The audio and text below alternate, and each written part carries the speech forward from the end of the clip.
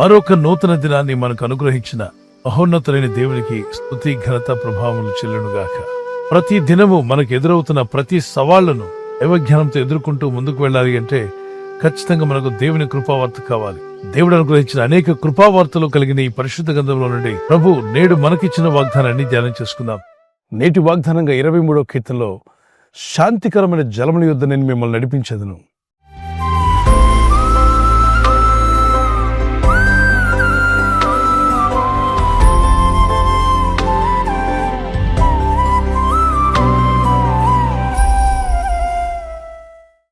శాంతికరమైన జలాలన్నప్పుడు నా వెనక మీరు చూస్తున్నారు, నీళ్ళన్నీ కూడా ప్రశాంతంగా ఉన్నాయి.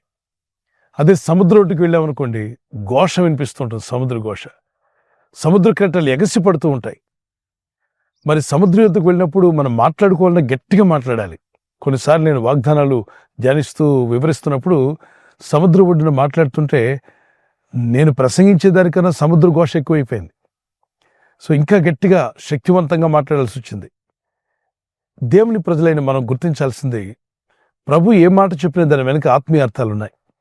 శాంతికరమైన జలముల యొద్దకు నేను మిమ్మల్ని నడిపిస్తాను. ఒక మంచి కాపరిగా ఉండి తన యందు భయభక్తి కలిగిన వారిని అశాంతిలోకి నడిపిస్తానంటలా, అసమాధానంలోకి నడిపిస్తానంటలా. ఈ లోకంలో చాలామంది అన్నీ ఉన్నప్పటికీ కూడా అశాంతిగా బ్రతుకుతున్నవారు, నెమ్మది లేని జీవితాలు జీవిస్తున్నవారు, డిస్టర్బ్డ్గా బ్రతుకుతూ డిసప్పాయింట్ అయి డిస్కరేజ్మెంట్లోనే బ్రతకంతా కొనసాగిస్తూ ఒక విధమైన డిప్రెషన్ గురైన వాళ్ళు చాలామంది ఉన్నారు. అందుకే ప్రభుని నీకు కాపరిగా చేసుకో.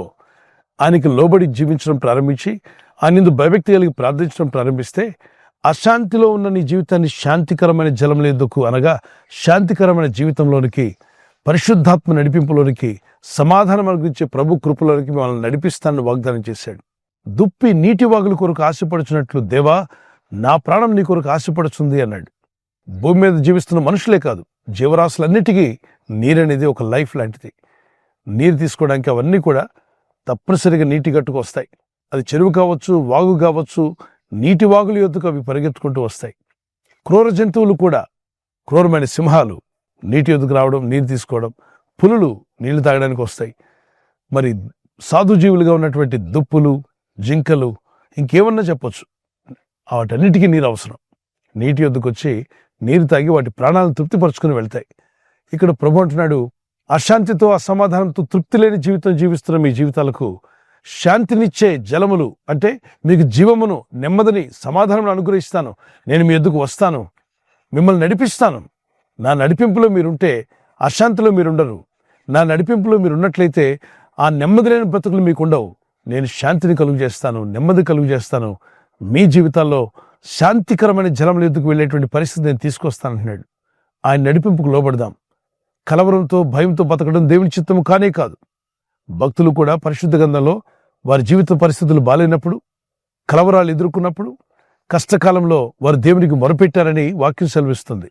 వారు కష్టకాలం నందు యెహోవాకు, దేవునికి మొరపెట్టగా ఆయన వారి మొర ఆలకించి ఆయన తన వాక్కును పంపి వారిని బాగు చేశాడంట. ఆయన వాక్యము ద్వారా మనల్ని బాగు చేస్తాడు. ఆయన నడిపింపులో అశాంతి నుండి శాంతికరమైన జలముల యొద్దకు మనల్ని నడిపిస్తాడు. ఈ వాగ్దానాన్ని వింటూనే ఒక కీర్తన పాడుకున్న తర్వాత ఈ వాగ్దానాన్ని వివరిస్తాను.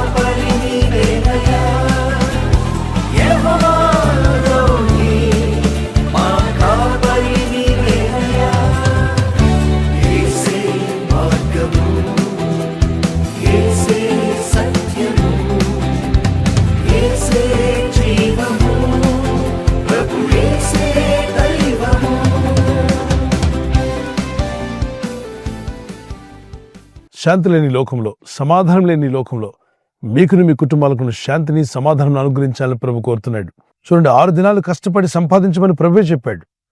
7వ దినమున విశ్రాంతి తీసుకోమన్నాడు. క్రొత్త నిబంధనలో ఆదివారం రోజున పునరుద్ధాన దినం ప్రభు సన్నిధిలో ప్రార్థన చేస్తూ వాక్య ధ్యానంలో గడుపుదాం. ఒకరోజు బాడీకి రెస్ట్ ఉండాలి. రెస్ట్లెస్గా, శాంతి లేకుండా, నెమ్మది లేకుండా ఎంత సంపాదించినా జీవితం గందరగోళంగా ఉంటుంది. కళ్ళతో చూడడానికి తప్ప శాంతి సమాధానం లేకుండా అనారోగ్యాలతో బాధపడే పరిస్థితి దేవుని చిత్తము కాదు. కనుకనే వారం రోజుల్లో ఒక రోజున రెస్ట్ తీసుకోమంటాడు. రెస్ట్లో ఉండాలి మన బాడీ. మన దేహ నిర్మాణకర్త చెప్పాడు. ఆయన చెప్పిన వాక్యానికి మనం లోబడ్డం మంచిది. మనిషిలో ఉన్నటువంటి ఆత్మ, శరీరం, మనసు, ఈ మూడింటికి శాంతి కావాలి. మనసుకు సమాధానం కావాలి, శరీరానికి ఆరోగ్యం కావాలి, ఆత్మకు రక్షణ కావాలి. ఈ 3 ఉన్నప్పుడే మన జీవితంలో శాంతి కలిగి ఉన్నట్టు. అందుకే ప్రభు అనుగ్రహించువాడు, ఆయన రక్షించువాడు, మనశ్శాంతిని, సమాధానం అనుగ్రహించువాడు, మన పాపములన్నీ కడిగివేసి నూతనపరచువాడు ఆయనే. గనుకనే ప్రభు సన్నిధిలో ప్రార్థిస్తూ ఆయనను మనం కాపరిగా చేసుకుని ఎప్పుడైతే జీవిస్తామో ఆ మంచి కాపరైన ప్రభు మనల్ని శాంతికరమైన జలముల ఎదుగు నడిపించబోతున్నాడు. ఈ వాగ్దానాన్ని ప్రార్థిస్తుండగా ఈరోజే మిమ్మల్ని ప్రభు శాంతికరమైన స్థితిలోనికి, నెమ్మదిలోనికి, సమాధానంలోకి మిమ్మల్ని నడిపించి మీ జీవితాల్లో స్థిరపరిచి వర్ధిల్ల చేయునుగాక. ప్రార్థన చేసుకుందాం. పరిశుద్ధమైన మా ప్రియ తండ్రి, మీ లేఖనాల్లో రాయబడినట్టుగా ఈ వాక్యమును ధ్యానించి ఎవరైతే ప్రార్థిస్తున్నారో వారందరినీ దర్శించండి. అశాంతి నుండి శాంతిలోకి వారిని నడిపించండి. కృంగిపోయిన వారిని జ్ఞాపం చేసుకురండి. శాంతి లేక, సమాధానం లేక, నెమ్మది లేక జీవిస్తున్న వారికి ఇప్పుడే మీ నడిపింపు ద్వారా వారికి శాంతికరమైన జలముల ఎద్దుకు నడిపించే అనుభవంలోకి, పరిశుద్ధాత్ముడు ఇచ్చేటువంటి ఆనందము, సమాధానంలోకి వారిని నడిపించండి. Those who are disappointed, discouraged, those who are living in depression, Lord Jesus set them free from depression, give them peace of mind, joy and happiness. వారికి, వారి కుటుంబాలకు, వారి పిల్లలకు శాంతిని, సమాధానం అనుగ్రహించి మీ నడిపింపులో మా కుటుంబాలంటూ సహాయించేయండి. మా మంచి కాపరువు నీవే, శాంతికరమైన జలముల ఎద్దుకు మమ్మల్ని నడిపించేవాడు నీవే, అభివృద్ధినిచ్చేవాడు నీవే. మీకు మమ్మల్ని అప్పగించుకుంటూ మమ్మల్ని అందరినీ బలపరిచి నీ సాక్షులుగా నిలబెట్టి వాడుకోమని నజరేయుడైన యేసుక్రీస్తు వారి యొక్క పరిశుద్ధ నామములో అడిగి వేడుకుంటున్నాను నా పరలోకపు తండ్రి. ఆమేన్, ఆమేన్, ఆమేన్. మన ప్రభువైన యేసుక్రీస్తు యొక్క కృపా సమాధానం మీకు, మీ కుటుంబాలకు సదా తోడే ఉండి నడిపించును గాక. ఈ వాగ్దానం విన్న వెంటనే ఆమేన్ చెప్పి ఇతరులకు కూడా షేర్ చేయండి, లైక్ చేయండి, సబ్స్క్రైబ్ చేయని వారు చేయండి. ఈ ఛానల్ తెలియని వారికి పరిచయం చేయండి. ప్రభువైన యేసుక్రీస్తు వారు ఇచ్చే కృపా సమాధానం మీకు, మీ పిల్లలకు, మీ కుటుంబానికి సదా తోడే నడిపించును గాక. ఆమేన్.